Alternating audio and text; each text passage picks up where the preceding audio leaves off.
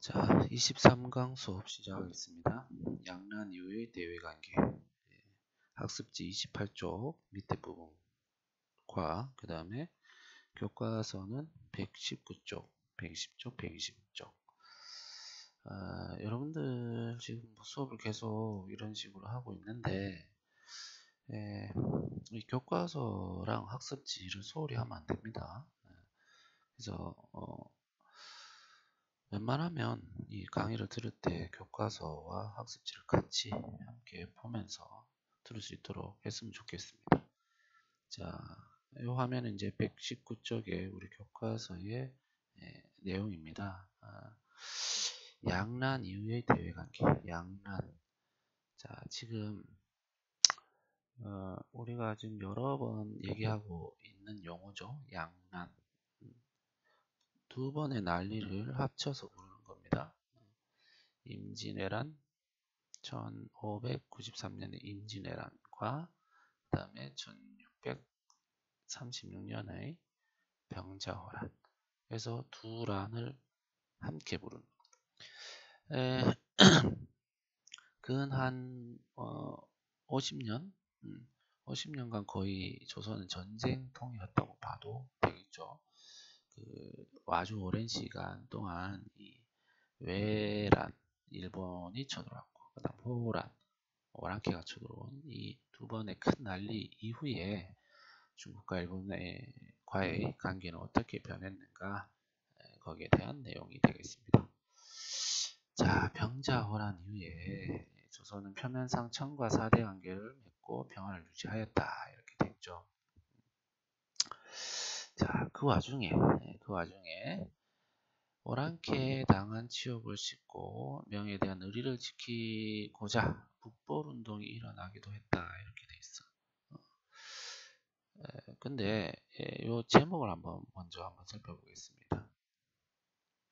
북벌운동, 북벌론에서 북학론으로 이렇게 바뀌었다 돼 있죠. 북벌은 정벌하다라는 뜻이지 북쪽을 정벌하자라는 주장에서 북학 배우자라는 주장으로 이렇게 바뀌게 된 겁니다. 어떻게 왜 바뀌었을까? 거기에 대한 이제 내용을 이제 우리 수업을 통해서 한번 살펴볼 텐데, 먼저 나오는 이 북벌론은 언제 가장 왕성하게 전개가 되었냐면 효정이라는 왕 때입니다. 효정. 자, 그럼 효정은 언제 왕이냐? 그거를 조금 설명하려면 우리 이쪽을 좀 봐야 되겠습니다. 121쪽. 자, 광해군이 있었죠? 광해군이 있었습니다. 광해군이 있고, 광해군이 인조 반정으로 쫓겨났습니다. 그죠? 쫓겨났습니다. 그러고 인조가 오죠. 인조 때 어떤 일이 있었습니까? 대표적인 게 이제 병자호란이 있었죠. 광해군이 쫓겨난 이유가 크게 두 가지였는데, 밖으로는 중립외교, 후금 청과 가까이 지내면서 명과 후금, 나중에 청이 되는 요 두 나라 사이에서 이제 중립을 지키면서 위치했다라는 거. 근데 이제 비판을 많이 받았죠. 임진왜란 때 우리를 도와준 명을 배신한다 해서 비판을 많이 받았습니다. 서인 세력들에게. 그 다음에 배모살제라고 해서 광해를 직접 낳은 엄마는 아니지만 동생인 영창대군을 죽이고 그 다음에 어머니를 배서인했다. 그래서 왕비에서 잘랐다. 배서민으로 강등시켰다. 이게 전부 다 이 충효를 어긴 겁니다. 이걸 빙의로 해가지고 이 서인 세력이 중심이 되어서 인조 반정이 일어나서 광해군을 몰아냈다. 그러면서 인조 때는 이 중립외교를 폐지하고 이제 친명배금으로 갑니다. 친명배금. 명나라에 다시 충성을 하고 청이죠. 청을 배척하는 방식으로 돌아가게 되는 거죠. 청에 이제 노염을 사서 정묘호란과 병자호란이 일어났다 했습니다. 병자호란 끝에 결국 지난 시간에도 있었지만 이 삼전도라는 곳에서 굴욕을 당하면서 이제 항복을 했죠. 하고 나서 이제 아주 많은 인질들이 이 청으로 이제 잡혀가게 됩니다. 그 중에 누가 갔냐면 인조의 이 아들, 당시 세자 신분이었습니다. 소현세자와 그 다음에 동생이죠. 둘째 복림대군을 비롯한 왕자와 많은 그다음에 높은 신하들, 그 다음에 그 가족들, 또 일반 서민들 아주 많이 끌려가서 인질로 청에 끌려가서 오랜 생을 살게 됩니다. 세자 신분으로 갖게 된 거죠, 청에. 예전에 왜 고려시대 때도 우리 몽골에 항복을 하고 나서는 몽골의 이제 왕자들이 아니 참 고려의 왕자들이 세자 신분으로 이제 원나라에 가서 한참 후에 이제 왕이 되어서 돌아오잖아. 그지? 충, 공 이렇게 시작한 충땡왕. 그거랑 비슷하게 이 세자 신분이었던 소현세자도 청으로 끌려가게 되는 거죠. 근데 소현세자는 청에 가가지고 당시 청에는 이미 서양 사람들도 많이 들어와 있고 서양과 직접 교류하고 있었습니다. 그래서 1644년 이제 청나라가 명을 완전히 없애냅니다. 이때는 이제 소현세자가 청으로 간 지 한 8년, 9년째 되는 해인데 이때 이 소현세자가 선교사, 이 천주교 선교사입니다. 아담 샬이라는 사람을 만났습니다. 이 말은 이 천주교 선교사가 청에 들어와서 활동하고 있었단 말은 이미 청나라는 서양의 문물을 받아들이고 있단 말이죠. 자, 이 아담 샬이라는 사람을 통해서 소현세자가 많은 것을 접하게 됩니다. 아담 샬을 통해 가지고 서양 문물에 관심을 가지고 뭐 여러 가지를 이제 얻게 되는 거죠. 그리고 돌아올 때는 아담 샬의 소개로 천주교 신자였던 환관, 궁녀 데리고 오고 또 이런 자명종, 만원경, 천구이 같은 이런 서양 문물을 가져왔다. 이건 이제 별자리 지도 같은 겁니다. 천구이는. 그래서 우리 먼저 조금 보면 요거 있잖아요. 요거 그죠? 요게 이제 자명종인 거죠. 자명종. 스스로 올리는 알람시계입니다. 알람시계. 요게 이제 천리경, 만원경이죠. 만원경. 이런 것들을 들고 와서 이제 아버지한테 막 소개시켜 주기도 하고 이런단 말이지. 자, 그런데 자, 요 글은 뭐냐면 아담 샬이 남긴 회고록 중에 이 서로 편지를 많이 주고 받았을 정도로 가까웠던 것 같습니다. 그래서 요게 이제 소현세자가 아담 샬한테 보낸 편지 내용인데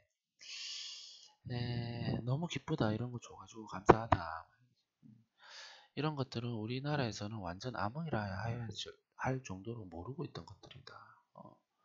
이거를 가지고 가서 보급할 계획이다. 은총을 입은 우리 백성은 서양에서 배운 과학을 감사하게 생각하고 있다. 소현세자의 생각을 알겠죠. 가서 이 서양의 문물을 보고 눈이 뜨인 겁니다. 그래서 이 조선을 한번 바꿔보겠다. 왜? 자신이 이제 왕이 될 사람이잖아. 왕이 될 사람이니까. 그래서 조선을 한번 바꿔보겠다고 돌아왔는데 환영을 못 받았습니다. 왜냐하면 인조와 어느 분당 서인 세력은 아까도 얘기했다시피 요거거든. 요거 진명배급 여전히 복수심에 불태워 돌아와가지고 아버지한테 이런 거 막 보여주면서 신나서 막 이렇게 소개도 했는데 오히려 인조는 분노해서 세자한테 표류를 던졌다는 기록이 있을 정도로.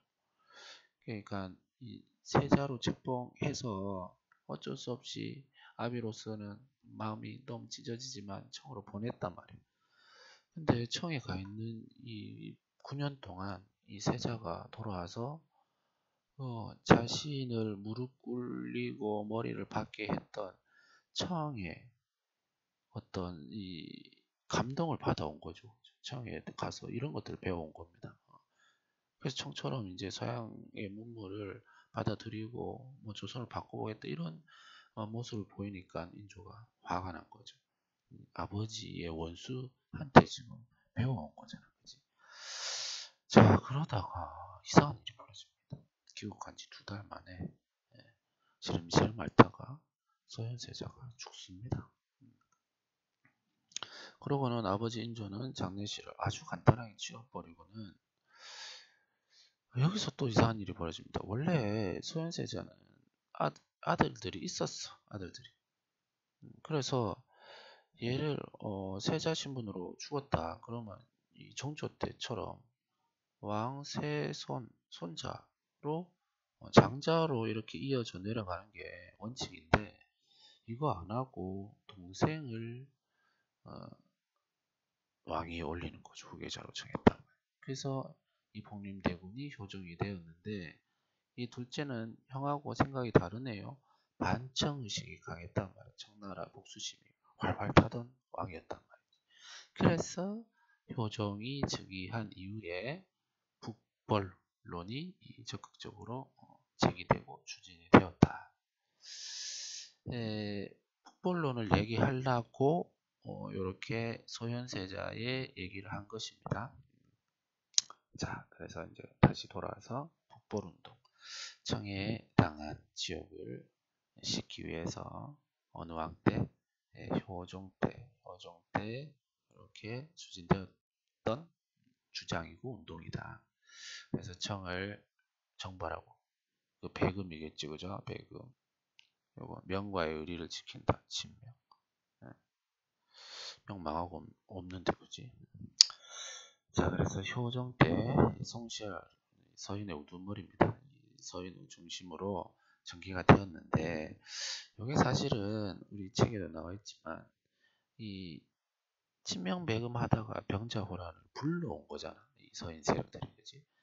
근데 그것을 이제 자기들이 병자호란을 불러들인 원인을 제공했는데 그 책임을 회피하고 계속해서 이제 정권을 유지하기 위한 목적으로 북벌운동을 지지했다라고 보는 게 맞겠다라는 거죠.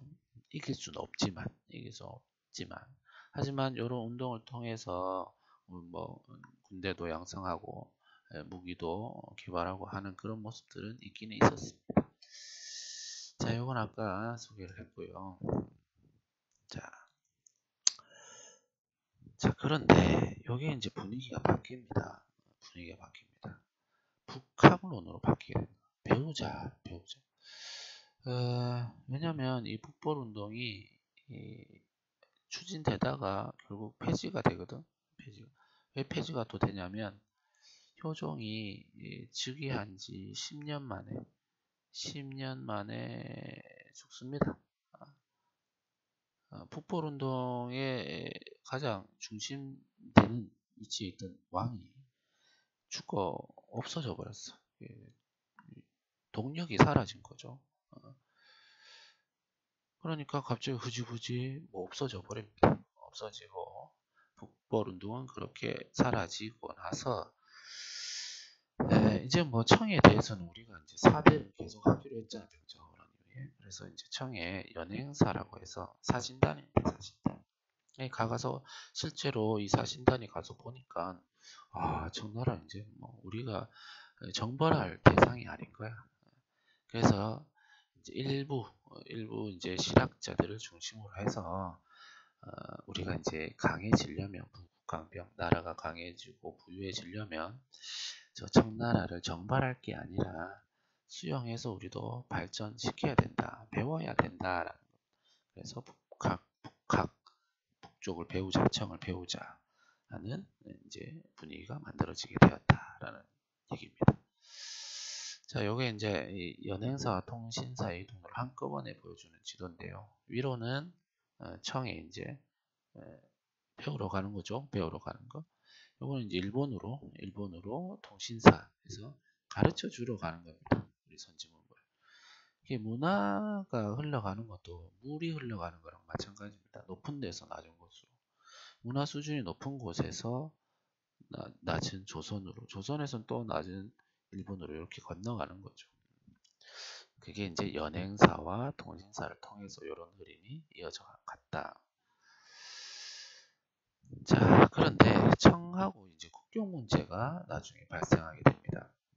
백두산 정계비라고 해서 1712년 요 숙종 때 일인데, 요게 이제 건립이 된다. 이거 왜 건립이 되냐? 만주 일대를 둘러싸고 청하고 조선 사이 국경 문제가 발생을 하는데, 이게 왜 발생했냐면 다음 페이지부터 조금 보겠습니다. 자, 만주족이 세운 이 청나라는 지네들이 시작된 만주 지역을 굉장히 성스럽게 생각했습니다. 그리고 그들의 발상지를 백두산으로 두면서 만주와 백두산 주변 여기를 굉장히 성스럽게 봤다 말이지. 자, 그런데 원래 이 지역에는 우리 책에도 있지만, 잠시만, 책에도 있지만 자신들의 본거지였던 만주 일대 백두산 위쪽입니다. 거기를 아주 성스러운 지역으로 해서 봉금 지역으로, 아무도 이제 함부로 들어올 수 없는 지역으로 성역화하게 되면서 조선하고 이제 분쟁이 일어났던 거예요. 왜냐하면 조선인들 중에는 일찍부터 압록강 두만강을 건너가가지고 만주에서 이제 사냥도 하고 인삼도 채취하는 사람들이 많이 있었거든. 지네가 이제 청을 세우고 이제 중국 땅을 다 차지하게 되죠. 중국 대륙을 다 차지하게 됩니다. 그래서 만주 쪽에서 이쪽으로 이제 들어가게 되는 거죠. 중국 전체 대륙을 다 차지하게 되면서 본인들이 원래 성장했던 이 지역은 만주 지역은 성스러운 지역으로 놔두면서 함부로 들어올 수 없는 지역으로 만들겠단 말이에요. 근데 이미 넘어가가지고 활동하고 있는 조선인들이 문제가 되는 거죠. 그래서 분쟁이 일어났고, 이 국경선을 이제 좀 명확하게 하자 해서 목국동이라는 사람이 이제 이쪽을 답사하고 하면서 이제 조선하고 청나라 대표가 만나가지고 정계비 국경 경계선을 정하는 비석을 세웠다. 숙종 때. 근데 그 내용을 보아하니 이제 정계비는 지금은 없습니다. 사라지고 없는데 그 내용이 전해집니다. 뭐라고 돼 있었냐면, 자, 요렇게 돼 있었습니다. 요렇게 서위압록 서쪽의 경계는 압록강으로 하고 동쪽의 경계는 토문강으로 하니 고오 분수령, 그러므로 분수령은 늑석위기 돌에 새겨서 기록한다, 비석을 세운다 이 말이에요. 서쪽의 경계선은 압록강이고 동쪽의 경계선은 토문강이다, 이렇게 정계비에 새겼다 말이죠. 근데 이게 나중에 문제가 됩니다. 왜 문제가 되냐면, 나중에 그래서 숙종 때 토문강과 압록강, 토문강은 아까 동쪽의 경계라 했죠. 요거는 이제 서쪽의 경계로 해서 이제 정계비를 세웠는데, 나중에 이제 간도 영유권 문제라고 해서, 간도는 뭐 우리나라가 이렇게 있으면 여기가 이제 중국이죠. 여기 중국, 그 다음에 이쪽 이제 러시아 쪽이 되겠는데, 이 백두산 위쪽 지역 전체를 통상 우리가 만주라고 부릅니다. 만주라고 부르는데, 요 러시아 쪽 블라디보스토크 요쪽 지역을 아는 학생들은 알겠지만 여기를 연해주라 합니다. 연해주. 그래서 통상 만주하고 연해주 사이, 우리 요 백두산 위쪽 지역을 사이 간자를 써서 사이에 있는 지역이다 해서 간도라고 부르거든, 여기를. 근데 아까 우리 조선 백성들이 넘어가서 활동하다가 문제가 되어서 백두산 전개비를 세웠던 지역이 바로 이 간도지방이에요. 백두산 위쪽 지방. 근데 여기 땅이 누구냐 말이야. 요 문제가 또 발생하게 된 겁니다. 거기 이제 19세기 후반에 이제 다시 이제 청과 조선 사이에 이 간도 지방은 누구 땅이냐 하는 또 문제가 발생한 거예요. 왜 그러냐면 이 청나라가 이때 백두산 전개비를 세우고 영토를 이렇게 확정을 했잖아 서로. 그러고는 여기를 거의 비워둡니다. 아까 봉금 지역이라고 했는데 지네는 요 좋은 땅으로 가가지고 이제 150년 넘게 사는 거야. 그러면서 여기는 그냥 내팽개 쳐놓습니다. 뭐 말로는 성역화 해가지고 뭐 성스럽게 여긴다 하지만 그러니까 여기 뭐 관리가 안 되니까 다시 이제 18세기, 19세기 넘어오면서 우리 조선 사람들이 이렇게 넘어가서 생활하게 된 거죠. 농사도 짓고 땅도 일구고 하면서 그러다가 중국이 19세기 중반부터 해서 서양의 침략을 받거든. 영국, 프랑스 하면서 이제 자기 원래 땅에 이제 어떤 서양 세력의 침략을 막 받게 되니까 다시 이제 여기 소홀했던 이 지역에 대해서 관심을 가지게 돼요. 그래서 또 와서 보니까 조선인들이 다 들어와서 살고 있는 거죠. 그래서 이제 또다시 이 지역에 대해서 분쟁이 일어난 겁니다. 근데 이때 이제 서로 해석이 달라서 충돌이 벌어지게 되는데 어떤 해석의 차이가 있었냐면 이 토문강의 위치를 두고 서로 이제 싸우게 되는 겁니다. 중국 주장은 이 토문강은 두만강이다. 두만강. 우리가 지금 백두산에서 세계강이 흘러가는데 만주 쪽으로 이렇게 숭화강이 흘러가고 그 다음에 백두산에서 이렇게 우리나라 제일 긴 강 압록강 그 다음에 동해 쪽으로 흘러가는 요 두만강이 있는데 전개비에 있었던 토문강은 바로 이 두만강이다. 이게 동쪽 경계선이니까 요 두만강을 해서 동쪽 지역이 조선이다 말이에요. 여기가 니네 땅이다 말이죠. 근데 조선은 입장이 달랐습니다. 아니다. 토문강은 옛날에 보니까 숭화강의 상류 지역을 토문강이라고 불렀더란 말이에요. 그래서 토문강은 요게 기준이다. 요게 토문강이다 말이에요. 그래서 요걸 기준으로 해야 되기 때문에 이쪽이 조선 땅이다. 이렇게 되는 거죠. 여기가 아까 간도라고 했잖아. 간도 사이에 끼어있는. 그래서 여기 우리 땅이다. 조선은 이렇게 주장하게 된 겁니다. 지금 해석이 다르잖아. 그치?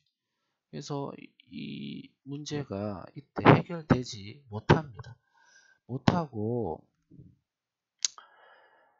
흘러 가다가 어떤 일이 벌어졌냐. 뭐 해결이 안 됐으니까 나중에 우리 조선이 국호를 바꾸죠. 대한제국으로. 그래서 대한제국 정부에서 간도관리사 이범유라는 사람을 이 지역에 파견해서 이 지역에 살고 있는 조선 사람들을 관리하고 함경도의 행정구역으로 편입을 했단 말이에요. 그게 1903년 일이란 말이지. 간도는 이제 공식적으로 이 대한제국 정부가 관리를 하게 된 겁니다.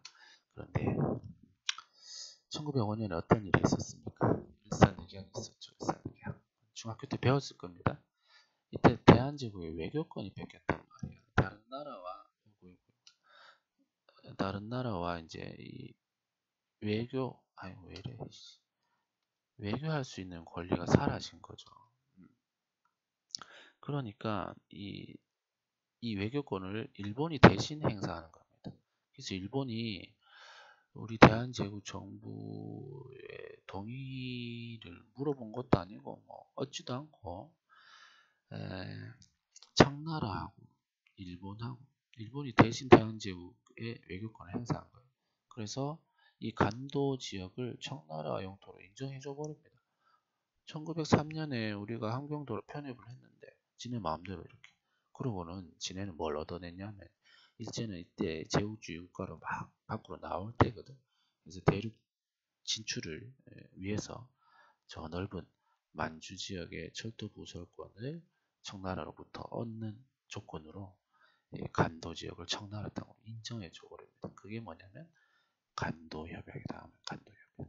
1909년. 우리 나중에 이제 나중에 2학기에 이제 배우게 될 겁니다. 그래서 지금도 뭐 이런 주장을 하시는 분들이 있습니다. 간도협약 무효다. 왜냐하면 을사늑약이 국제법상으로 불법적인 조약이었기 때문에 그로 인한 간도협약도 무효다라는 거죠. 자, 뭐 얘기가 좀 길었는데 다시 이제 돌아가서 백두산 청계비를 세우고 나중에 여기에 있던 문구가 문제가 되어서 또 다시 간도 영유권 문제가 발생했다라는 거. 자, 여기까지가 이제 청과의 관계고요. 그다음 이제 일본과의 관계는 어떻게 변했을까 한번 봅시다. 일본. 자, 일본은 임진왜란 이후에 결국 뭐 명나라까지 가지도 못하고 물러났죠. 물러나면서 도요토미 히데요시가 죽으면서 막부의 주인이 바뀌었습니다. 막부가 교체됐다고. 에도 막부로 바뀌었다고 말이에요. 도쿠가와 이에야스, 그지? 도쿠가 이에야스의 에도 막부로 바뀌었다. 정권이 바뀌었다 생각하면 됩니다. 그래서 얘네들의 입장은 야 우리 도쿠가와 막부는 앞에 도요토미 애들하고는 달라. 걔네들이 전쟁을 일으키고 걔네들이 니네 침략한 거지 우리는 아니라고. 그러니까 다시 서로 국교 정상화하자라고 요청을 합니다. 우리 입장에서는 사실 굉장히 분한 얘기가 될 수도 있는데, 그죠? 7년 동안 완전 뭐 얼마나 많은 사람들이 희생이 됐습니까? 근데 일본 애들은 참 어떻게 이렇게 뻔뻔하게도 지는 앞에 애들하고 우리 막부는 달라. 우리는 니네 조선 침략하는데 어떤 책임이 없어. 그러니까 우리 다시 국교 정상화해서 교류를 하자. 왜냐하면 당시만 해도 조선의 문물 수준이 훨씬 높았기 때문에 일본으로서는 그게 필요했습니다. 자, 그래서 이렇게 이 간청을 하고 요청을 하니까 이거는 광해 때입니다. 기유약조 1609년에 기유약조를 다시 체결해서 부산포만 열어줬다. 여기서 이제 한 곳에서만 교류하도록 문을 조금 열어줬다. 앞에 그 세종 때 계해약조라고 있었습니다. 그때는 삼포를 열어줬다고 했잖아요.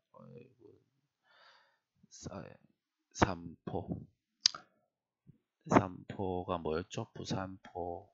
이거는 복습인데 앞에 제포, 장원, 지금 연포, 삼포. 요거는 지금 울산. 근데 요때 기후약조 때는 요 한 군데만 열어주는 거예요. 그럼에도 계속해서 이제 이 에도막부가 좀 더 받고 싶단 말이지. 이 사절단을 보내달라. 그래서 조선에서는 이렇게 통신사를 보내주게 됩니다. 통신사는 그래서 여러 차례 이제 일본으로 건너가게 됩니다. 이제 120조로 가면 여기 보면 막부의 실권자인 쇼군이 자신의 권위를 높이기 위해서 계속해서 요청해 왔단 말이에요. 그래서 19세기 초까지, 그러니까 순조 때까지입니다. 순조 때까지 12차례에 걸쳐서 통신사를 파견했고 이제 선진 문물을 일본에 전해주는 역할을 했다.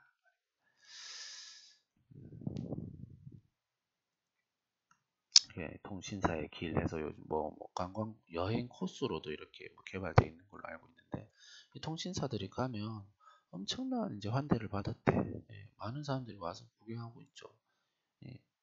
조선은 당시로만 해도 일본의 선진국이기 때문에 일본의 입장에서는 뭐 실제 이 지배층들 무사 사무라이들 사이에서는 일본 이 통신사 사절단한테 자기 집 가문의 이름이나 혹은 자기 이름을 써달라고 간청해서 이 한 장 받아가지고 집에다 갖고 가는 게 유행이었을 정도로 서로 이제 막 그거를 이제 자랑하는 그 정도로 이제 조선통신사의 어떤 이제 대우를 아주 높게 받았고 엄청난 예산을 이 통신사 사절단을 모시는데 쏟아부었다고 합니다. 자, 그런데 우리 이제 일본하고 이제 국교 문제는 사실 독도 문제죠. 독도. 뭐 지금 여러분들 발표 수행평가가 거의 다 끝나는 걸로 알고 있는데 각 반마다 안용복을 이제 발표한 학생들이 뭐 뜨문뜨문 있었습니다. 이 안용복의 영토 수요 활동, 안용복이 독도가 이 조선 땅임을 이제 확인하는 그런 활동, 일본과의 대외 관계 중에 하나겠죠.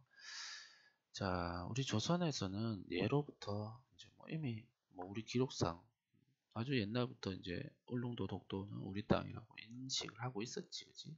세종실록 지리지, 그다음 신증 동국여지승랑에는 이미 독도와 울릉도가 우리 조선 영토로 분명하게 기록되어 있다. 자, 그런데 시간이 가면서 조선 영토였던 이 울릉도 독도에 일본 어민들이 자꾸 들어와가지고 충돌을 하더란 말이에요. 그래서 조선의 당시 동래 어민이었습니다. 동래 어민.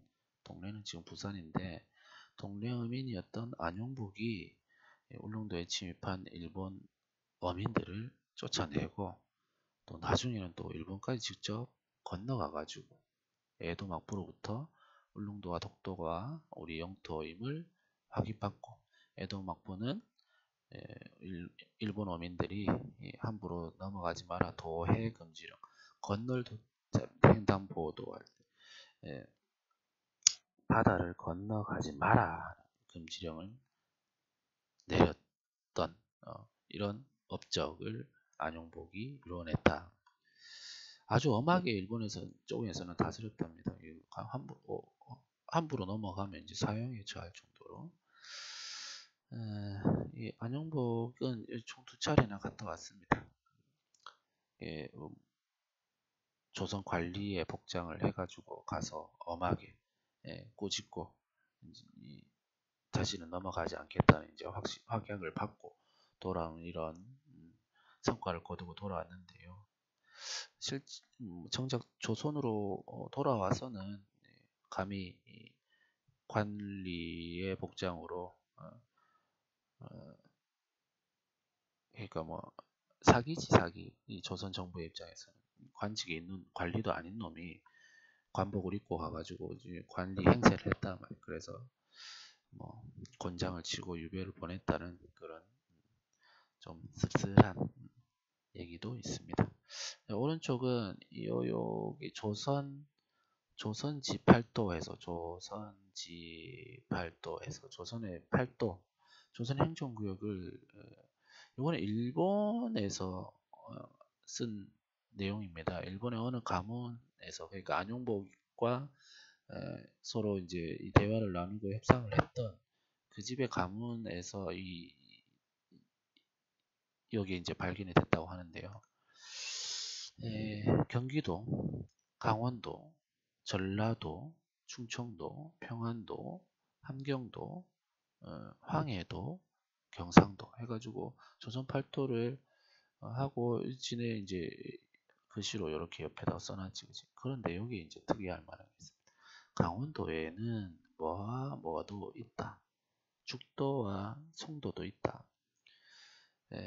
지금 일본이 독도를 다케시마라고 부르죠. 한자로 하면 죽도입니다. 근데 당신은 이거를 죽도가 울릉도고 실제 독도에 가면 대나무 옥구동 여기 울릉도고 송도 소나무 요게 이제 독도거든 사실은. 근데 일본은 지금 다케시마라고 이제 부르는데 이제 죽도라고 부르는 거잖아. 그 지네 눈에 지네 영토에서는 지네 섬에서 요 오키 섬에서 보이지도 않습니다.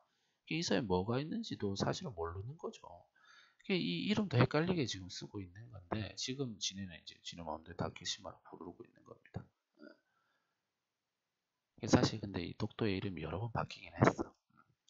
하여튼 그건 이제 중요한 문제가 아니라 이 강원도에 죽도와 송도, 울릉도와 독도가 속해 있단 말이에요. 얘네도 또 이미 울릉도와 독도는 조선 땅이란 걸 인지하고 있다는 거죠.